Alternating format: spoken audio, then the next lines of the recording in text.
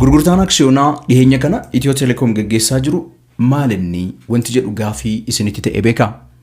Dhaabbileen daldalaa adda addaa aksiyoonii yeroo duraatiif gaafa gurguruudhaaf gara gabaatti dhufan afaan warra Ingiliffaatiin isa IPO yookaan immoo Initial Public Offering jedhamuudhaan beekama. Har'a viidiyoo keenya kutaa lammaffaa barnoota gabaa kaapitaalaatiin waa'ee IPO kan waliin barannu ta'a kabajamtoota daawwattoota koo. Ani gammachuu Birhanu jedhama. Chaanaalii kanaan waa'ee gabaa kaapitaalaa fi waa'ee faayinaansii viidiyoowwan adda addaa barnoota qabeessa ta'an kan isiniif hojjedhu yommuu ta'u, chaanaalii kana hamma yoonaatti subscribe yookaan hin goone ta'e subscribe akka gootan isinin affeera. Viidiyoo kana yookaan jaallattan ta'e immoo like gochuu, hiriyoota keessan waliin namoota waa'ee kana barachuu qaban jettanii amantan hundaan immoo share akka gootan isin affeera. Comment section irratti immoo akkana jajjabeessitan isin affeera. Kanumaan gara barnoota keenyaatti kan deemnu ta'a.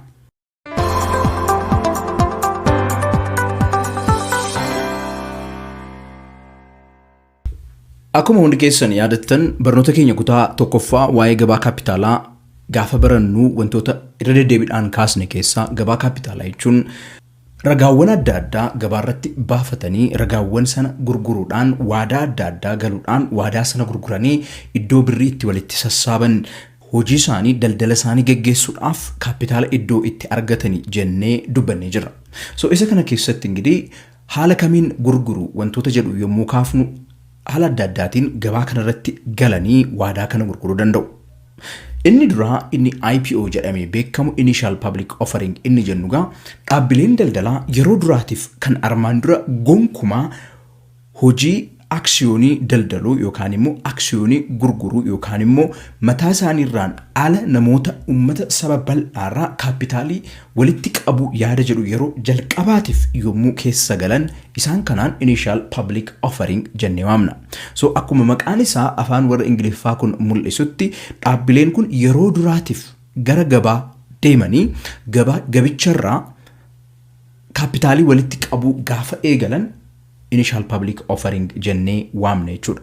Aksiyooniin asitti gurguramus, aksiyooniin IPO irratti gurguramus, aksiyoonii yeroo duraatiif yeroo jalqabaatiif gurguramaa jiru qofa kan mul'isu yommuu ta'u, fakkeenyaaf dhaabbanni Telecomii biyya keenyaa inni guddaan Ethio Telecom yeroo dhihoo kana keessatti 10% dhaabbaticha keessaa gara ummataatti yookaan immoo saba bal'aadhaaf gurguruuf gaafa murteessetti inni gaggeessaa jiru isa Initial Public Offering jennee waamnu sana jechuudha. Maaliif dhaabbatichi kanaan dura dhibbatti guutuun isaa abbaan qabeenyummaan isaa mootummaa Ethiopiyaa yookaan immoo Ethiopian Investment Holdings jedhamee dhaabbata dhiyoo kana dhaabate jalatti kan bulu yommuu ta'u, dhibbaan dhaabbanni kun kan hoogganamaa tures abbaan qabeenyummaa isaas mootummaa Itoophiyaatu ture.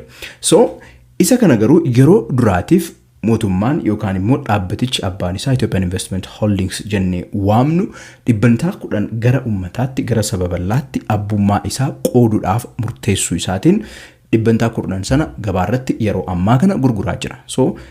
Isa kana adeemsa kana ingidihi adeemsa Initial Public Offering jennee kan waamnu jechuudha. Hojii Initial Public Offering keessatti yookaan immoo hojii yeroo duraatiif aksiyoonii gara gabaa aksiyoonii deemtanii ummata saba bal'aa biratti aksiyoonii keessan gaafa gurgurattan keessumaa adeemsota gara 5 ta'an keessa darbuun dirqama isinitti ta'a akka dhaabbata daldalaa tokko.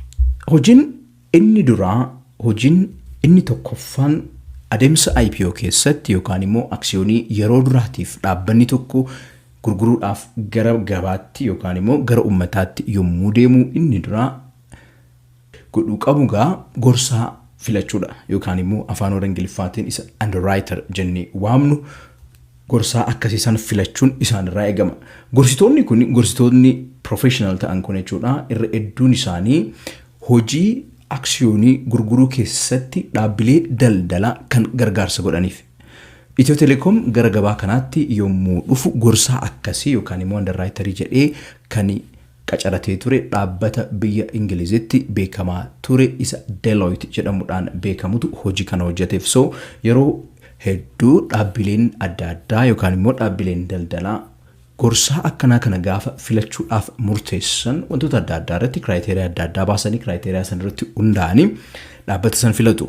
Fakkeenyaaf dhaabbanni sun amma dura maal fakkaata ture, hojiilee maal irratti hirmaatee ture, eenyu faa waliin hojii hojjetee ture, indaastirii nuti keessa jirru hin beekamoo hin beekuu, wantoota jedhu kana guutumaa guututti baruudhaan filachuu hin dandeenya. Gatiinis faaktarii tokko ta'uu danda'a garuu.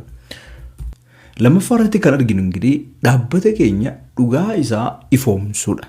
Dhugaa isaa yommuu ifoomsu immoo qorannoo sirrii ta'ee fi qorannoo amanamaa ta'e dhaabbanni gorsaa goonee qacarre kuni haala ummata saba bal'aa aksiyoonii bituudhaaf nu eegaa jiru sanaaf maal gochaa jirra?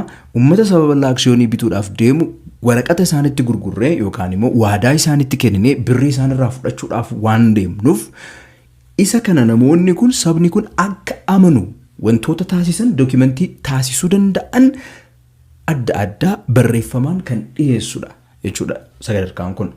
So yeroo kanatti ingirii dhaabbanni kun galmee wanta barbaachisan gara gabaa kaapitaalaatti kan isa geessan jechuudha. Guutuu isaaniitti qopheessuun isarraa eegama.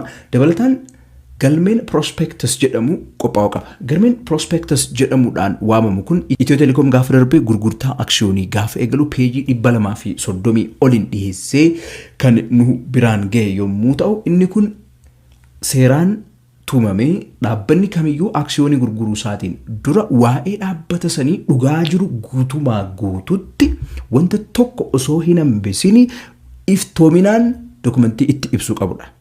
Wanti bade yoo kan jiraatu ta'e, wanti gaariin yoo kan jiraatu ta'e, karoora isaa fuuldura jiru yoo kan jiraatu ta'e, kisaaraa keessa galee yoo kan jiraatu ta'e, wanti tokko osoo nafin waa'ee dhaabbata sanii guutumaa guututti ibsuun isaarraa eegama jechuudha dookumentii kana keessatti.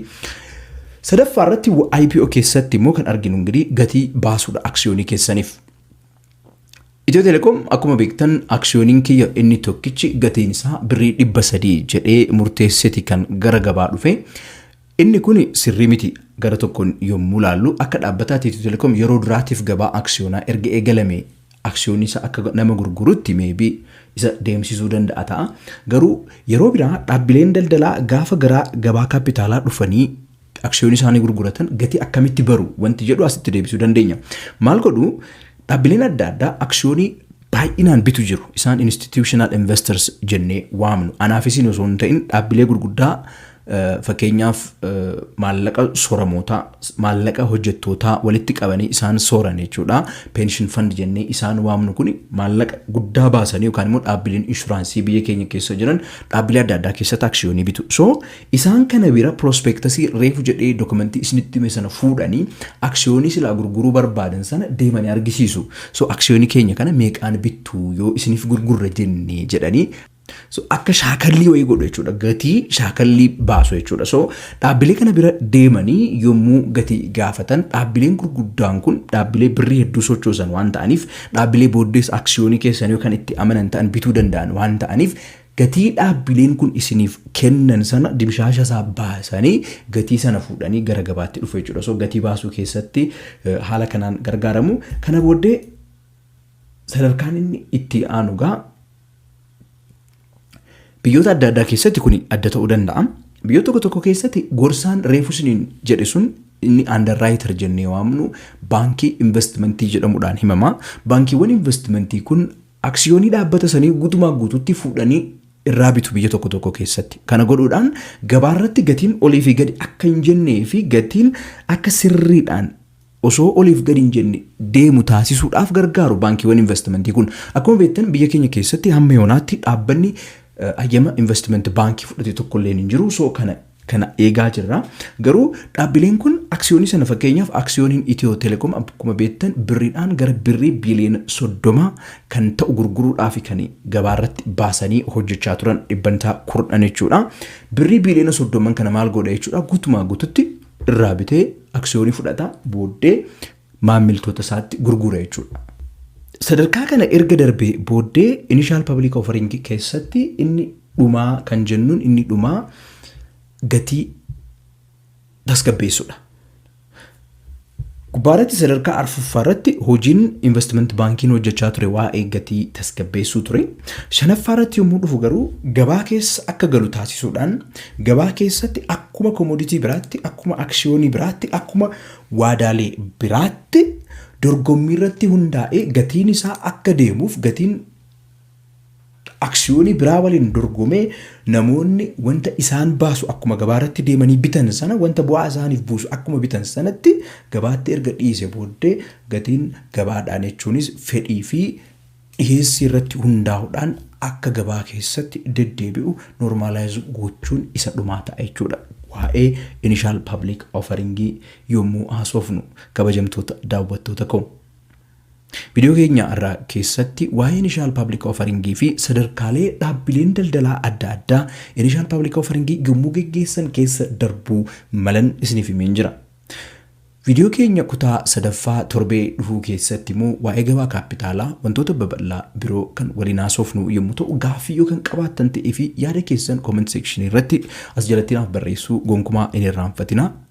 Keessumaa immoo video kana hiriyoota keessan waliin chaanaalii kana hiriyoota keessan waliin akka barnoota kana baratan barnoota afaan oromootiin waa'ee faayinaansii fi waa'ee kaapitaal maarkeetii akka baratan akka jajjabeessitan akka sheer gootan yaada keessan akkanaaf kennitan isin affeeraa laayik gochuu akka hin irraanfanne akkanumaan isin yaadachiisaa haga torbee dhufuutti noof kalchaa kanan isin jedhu ani Gamee Birhaanuuti.